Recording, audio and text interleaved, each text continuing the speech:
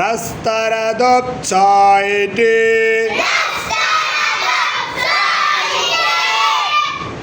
রাস্তার আদব কয়টি? চক্ষু নিচে রাখা, সবাই দেখান, চক্ষু নিচে রাখা,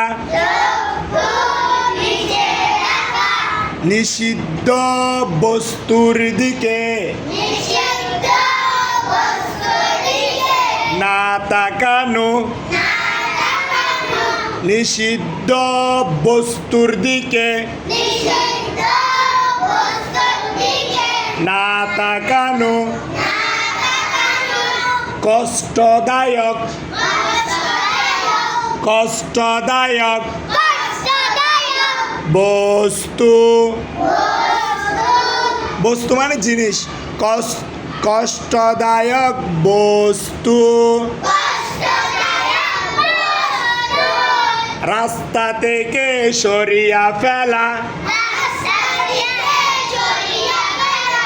কষ্টদায়ক বস্তু রাস্তা থেকে সরিয়া ফেলা,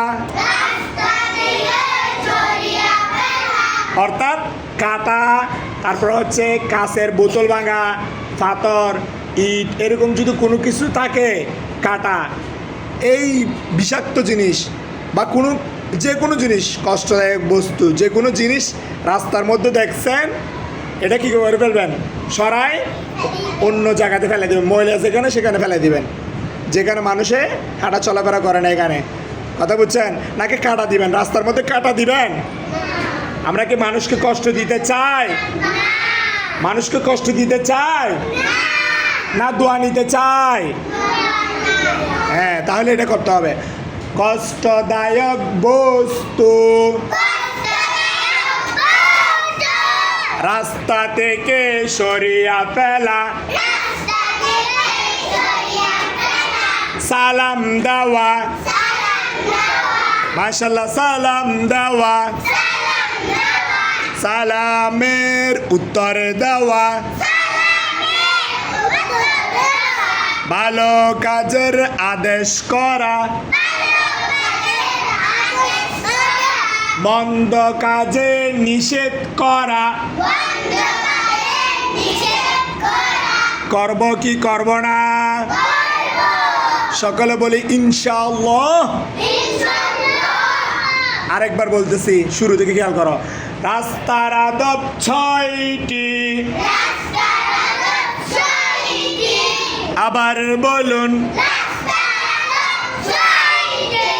চক্ষু নিচে রাখা, নিষিদ্ধ বস্তুর দিকে না তাকানো,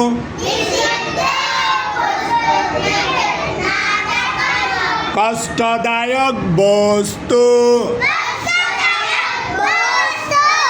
রাস্তা থেকে সরিয়া ফেলা, সালাম দেওয়া, সালামের উত্তরে দেওয়া, ভালো কাজের আদেশ করা, মন্দ কাজে নিষেধ করা। এগুলা রাস্তা দিয়ে হাঁটার সময় এই 6টি কাজ অবশ্যই করতে হবে, ইনশাআল্লাহ বলেন।